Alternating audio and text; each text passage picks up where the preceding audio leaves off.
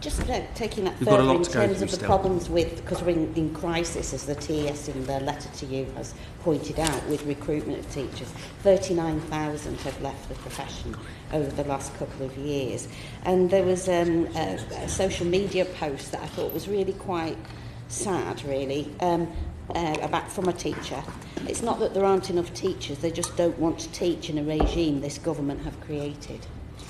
And, you know, having been in the profession myself for 34 years, to sit from a young teacher, that idea that morale is so low, that people who have trained and committed to a profession to work with young people, children and young people, are quitting in droves, in thousands. So, you know, how do we address this? How do we improve that morale? How do we make teachers regain that joy of teaching and learning?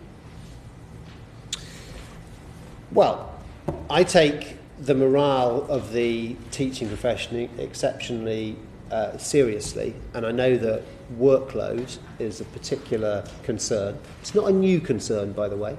I was looking back the other day at survey responses from teachers going back 20 years or so.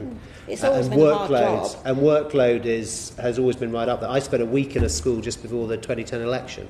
The number one thing people talked about in the staff room was workload. So when we say the regime of this government, I think one has to be a little... Hang on, I'm short of time.